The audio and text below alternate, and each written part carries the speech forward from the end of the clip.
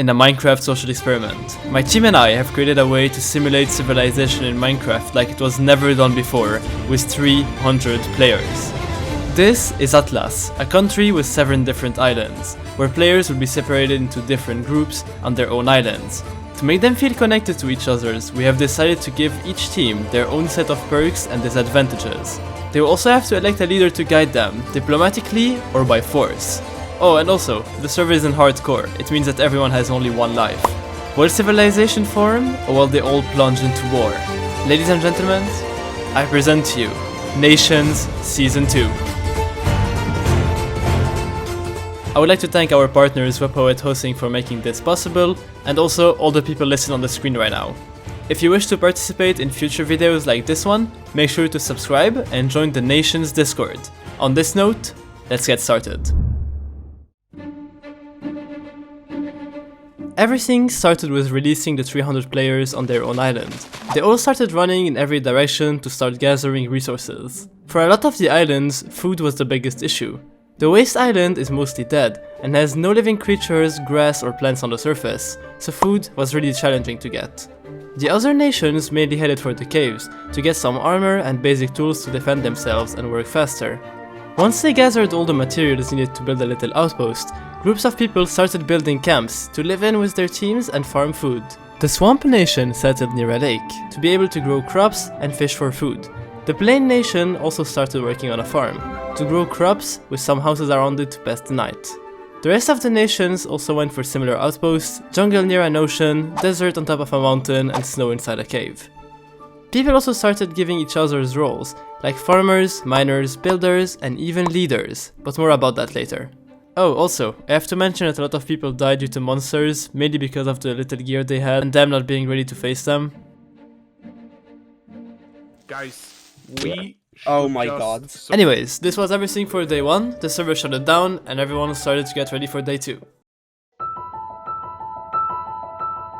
Day 2 started with all the teams wanting to figure out what their perks are, to be able to take advantage of them. The Plain Nation figured that they are able to mine faster if they sneak, but they are weaker when it rains, which could be a huge disadvantage during a battle.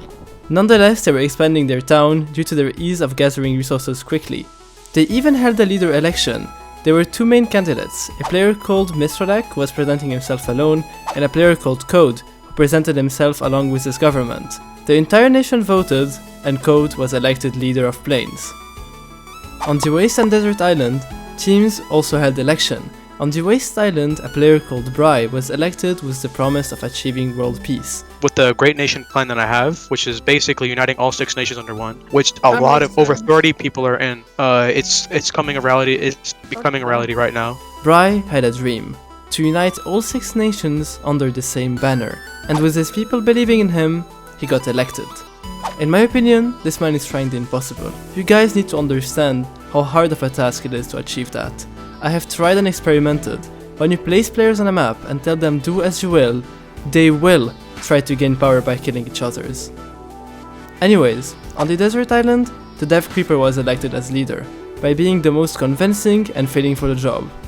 Leadership apart, on the Swamp Island, the players realized that their perk was better movement underwater, so they took the decision to keep their starter base and expand onto it. And I have to say, they did an amazing job at building all of that only in 2 days. On the Waste Island, they actually found a way to resolve the food issue by eating berries and rotten flesh, because one of their perk is not getting food poisoned by eating rotten flesh. Oh, also, on the Desert Island, the leader decided to exile a player called Zombie Dwarf. The zombie, your options are either 2. Distribute all your diamonds with everybody in the nation, or get exiled. You see, on nations, leaders are allowed to exile people. When someone gets exiled, they are kicked from their nation and have to live alone on the exile island until the board drops. The reason for the exile was that Zombie didn't want to share his diamond gear with the rest of the team, so the leader resulted by exiling him. This wraps it up for day 2, let's move on to day 3. Inspired by the other nations, today, Jungle, Snow and Swamp will be electing their leaders. The first one was Jungle. Multiple candidates presented themselves and held speeches.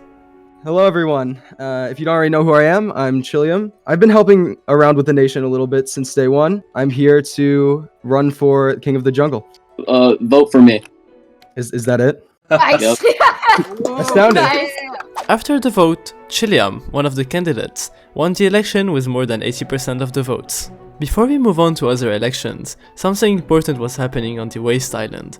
Right after Bry was elected yesterday, the team held an election for a second and third in command. The second in command, Emerald, didn't really appreciate the third in command, Yashimaru, who was not really for the Grand Nation idea, so they decided to make them resign by force, which actually worked out. We're actually here to talk to you. The third council position was not supposed to be allocated to you, and we want you to resign from it. Now, if you don't resign, as you can see here, we're ready to kill you. They resigned and were eventually replaced. Jumping onto the Snow Nation, they also held an election in a similar fashion to Jungle. In the end, a player called BS Games was elected by having the most votes. And finally, on the Swamp Island, election also happened. A player called Zombie Killer was elected as the Swamp leader. At this point, every nation had their own leader, which will let them improve themselves a lot faster, because now they will have someone to guide them. Meanwhile, in the Plain Nation, things were going fast. They managed to organize themselves and move to a new location, to work on a bigger and improved city. Also, the Desert Nation built a giant statue to honor their leader, which I have to say, looks pretty amazing. By the way, there is something I still didn't tell you about. Before we release the players on the map, I have placed a ton of hidden loot in secret locations containing special loot like netherite, potions, weapons, armor and more. We also have special items hidden all over the place, like second chance totems that can be crafted out of 3 second chance pieces. This totem allows you to bring back someone from the dead. We also have another totem called the Totem of Recall that allows you to bring someone new onto the server. Oh, and the last item. You guys have already seen it. The crown that I have given to all the leaders. This crown makes them a whole lot stronger by doubling their hearts, so it's a huge advantage. I have talked about everything that happened in day 3, so let's move on. Day 4 will start with a question that everyone is asking themselves. What do we do now? Well, the Waste Leader Bry has something in mind. Remember when I told you about his plan of uniting all 6 nations? He decided that now that everyone has their leader, it's time to share his master plan. He called a meeting with all the leaders in a secret place. They all came and started talking. After a while, Bry decided to speak about his plan. I think we're all aware of my plan. I've discussed it heavily with each other, but I think it's time I give a real explanation that we all can get if you aren't fully aware of the plan. So I've been working on this for around 2 weeks now. I have created something called Grand Nation. I want every nation to come together and unite. I feel like one big thing that separates all of us is multiple things: resources, political ideas, leaders being separate. These name tags, as you can all see, they're all different colors, they're all different names, but we all share that one crown. The leaders started giving their opinion on the proposition and saying that they liked Bry's plan and were ready to join if everything goes well in the next couple of days. All were on his side, apart from one person. The swamp leader, Zombie Killer, was against this idea. He didn't want his nation to take part of an alliance, but rather stay alone and focus on defending themselves. Only if he knew that taking this decision was a huge blunder. Bry didn't really like Zombie's choice, as it was a threat to world peace. After the meeting, Bry reached out to a friend of his on the Swamp Island, called Erku. He explained all his world peace plan to him and how Swamp was not gonna be part of it. So he asked him to go to his nation's capital and assassinate Zombie Killer and take his place as the Swamp leader. Erku, being all for Bry's Grand Nation plan, went back to his island, contacted some of his friends, and started preparing a plan for the perfect assassination. Erku and his team went inside the election room to make sure that the victim can't run away. After Zombie would enter the door, one of Erku's friends would go to the entrance and block it off. At this point, Erku will talk with Zombie and ask him if he would let go of his crown without any violence. If Zombie says no, they will attack him and take it by force. Everything was ready. Zombie entered the room and checkmate. He was trapped with them.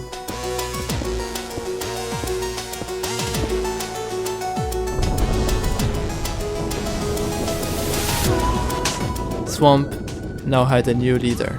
After those actions, the Swamp citizens were scared. They didn't want of a murderer as their leader. Erku tried to explain why he did that, but no hope. Some people just didn't trust him. And that's how the Swamp Nation were split in half. From one side, Erku's Swamp, was the people that decided to stay with the new king. And the other side, called themselves True Swamp, was the people that decided to stay loyal to the old king and not follow Erku. Nonetheless, Erku was proud, and now felt like world peace was possible. Only if he knew that that was just the beginning of the fall. Day 5 started with a bit of chaos. 2 jungle members and 1 desert member decided to leave their nation to live a passive life far from any civilization. But their leaders took that in another way. I'll let Dolly explain it to you. So, at the beginning of this, I was talking to these 2, and they felt pretty badly treated at jungle, and they wanted to leave. And as soon as they decided to do so, their leader puts a hit out on every one of them for no reason. It's evil. Yeah, we want Yeah. revenge for So- getting kicked out of nowhere. Yeah, they wanted to have a peaceful life, and now they're about to get killed for it. And we can't have that. We have to strike first here. Dolly's team was frustrated by how they got treated by their old leaders, so they decided to take revenge and act. They made their way to the jungle capital and started killing people after people. They even started chasing the jungle leader, Chiliam. Chiliam was scared and decided to flee, and called some of his allies to save him. Sadly, they were not fast enough. Chiliam was assassinated, leaving the jungle with no leader and begged the second leader to die in 2 days, ruining the reputation of Bry's Grand Nations plan. Moving on, the True Swamp group decided to ally with Plain, because the leader Code stopped believing in the Grand Nation plan after Bry commissioned Erku to kill Zombie Killer. For Code, Bry is just using the world peace as a plan to rule over the world. The political relations between the 6 nations were starting to get so complex that day that the desert leader had to draw a map to understand it better. Guys, just look at that. I told you, world peace was not gonna be easy. Oh, also, the rest of the jungle members were left with no home and no one to guide them, so they tried to seek refuge in plains. They got denied, then went to the desert and were allowed to stay there. This day was a disaster for the Grand Nations plan. World peace has never been this far. Day 6 started with a lot of confusion, so get ready for that. The Plain Leader Code thinks that Bry is the bad guy, because he thinks that it's his fault if Zombie Killer is dead. Which is not true, because yes, he asked Erku to do it, but it was still Erku's choice.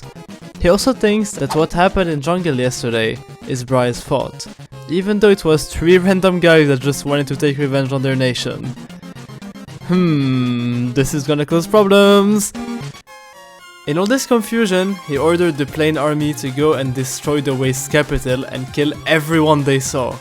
They went there and killed a lot of people and destroyed the entire capital with TNT. Which kinda looked cool, not gonna lie. I mean, look at this awesome montage of it.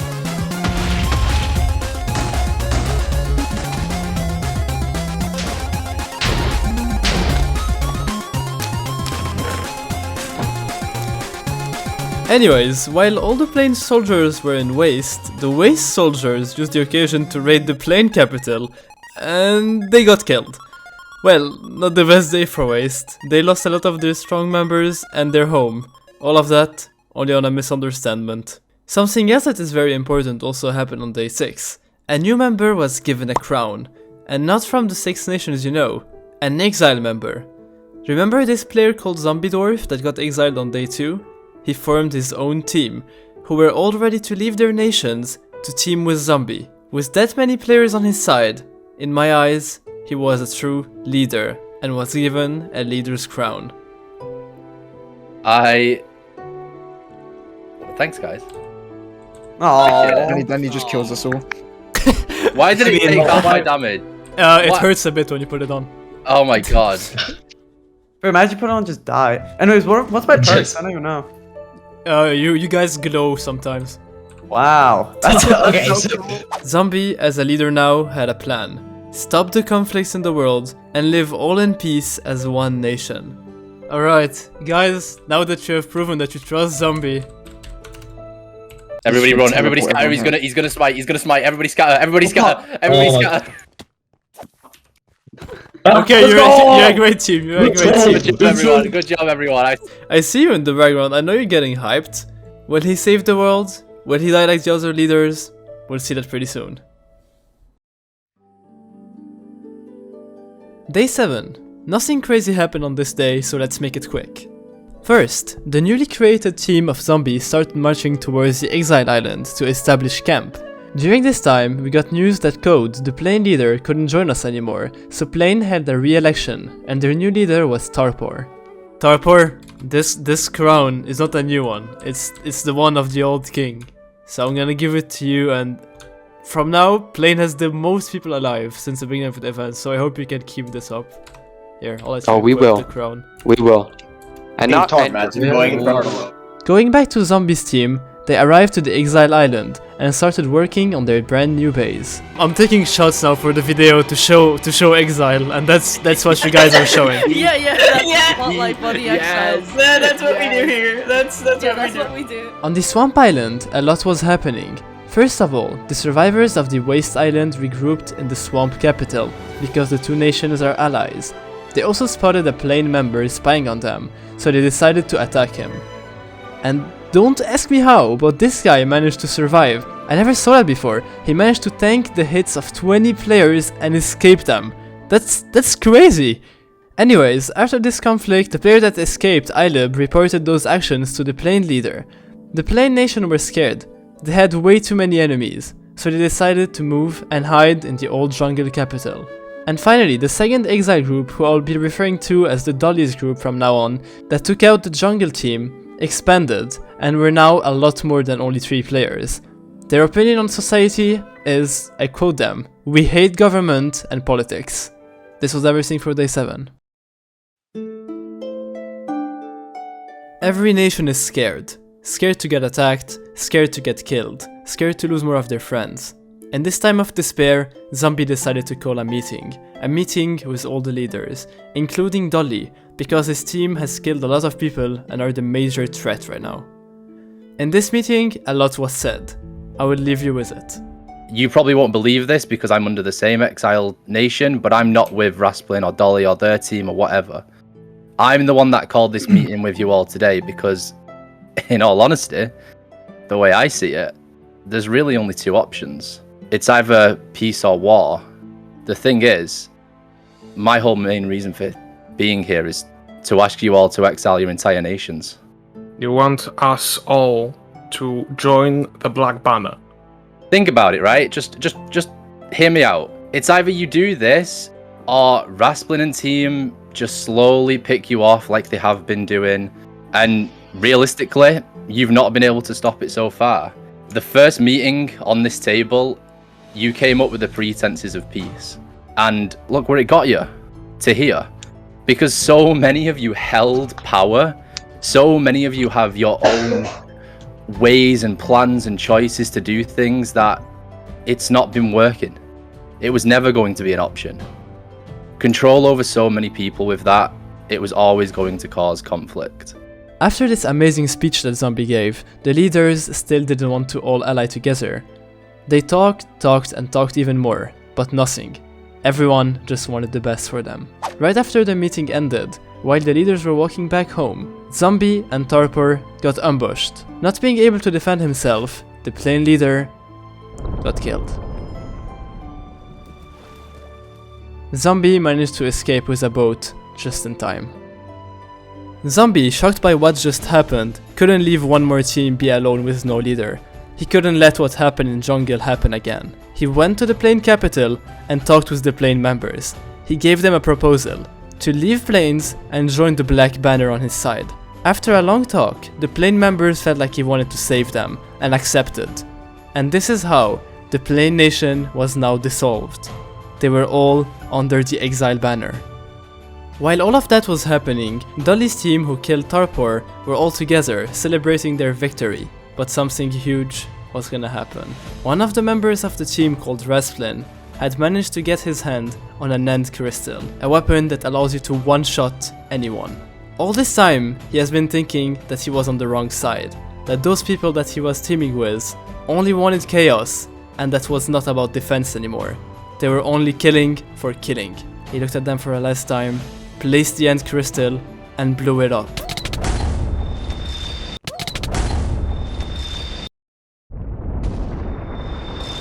In a single second, he has killed every single person on his team. Rasputin has lost all his friends, but to the eyes of the world, he was now a hero. Day 9, the final day.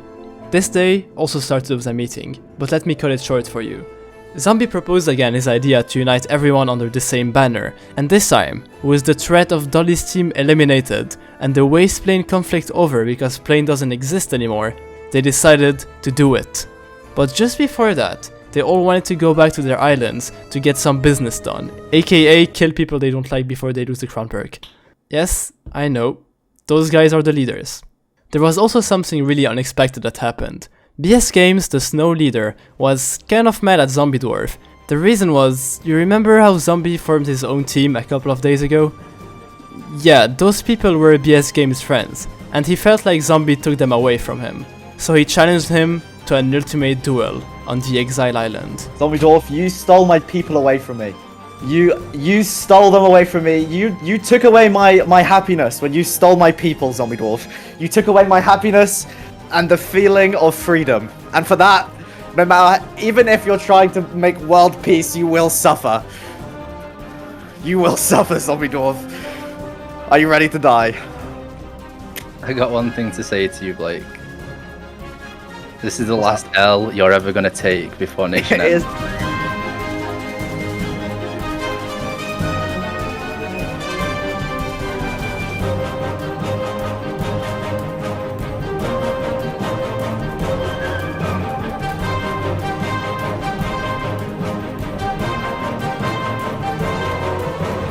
If Zombie dies right now, all the world peace unification is over.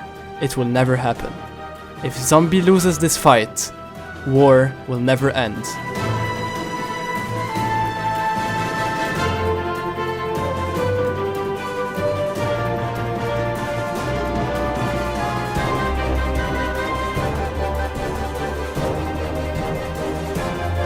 Doing simple no! Mayor Blake. Oh no! I'll be back, Zombie! No, you won't. You're finishing this here.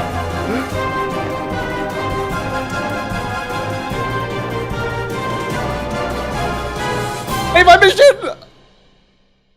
Zombie won. And as the leaders agreed on, everyone was exiled and turned to the Black Banner under the name Utopia. Everyone was now living in peace as one nation on the Exile Island. My idea was to unite us four because people were all separated, not only because we don't know each other, like we're all different together, but we're also separated by the fact that since we're all on different islands, we don't really know each other. And these name tags and stuff, they separate us and want us all gone. That's why there's so much fighting. So with the Grand Nation deal, now that we're all together, we're all not different. We can all live in unity. That's pretty much the idea, was to unite everybody together. And I think it's safe to say we've done it. So Grand Nation has pretty much prevailed at the end of the day, no matter all the people I had to fight to make the idea. So thank you for listening, thank you for playing. Zombie, you've done it! Zombie, you've done it! I freaking did it! Zombie, you've done it! Zombie! Oh. Somebody's wrote here, I love Zombie! Oh, yo! Oh, I haven't seen this.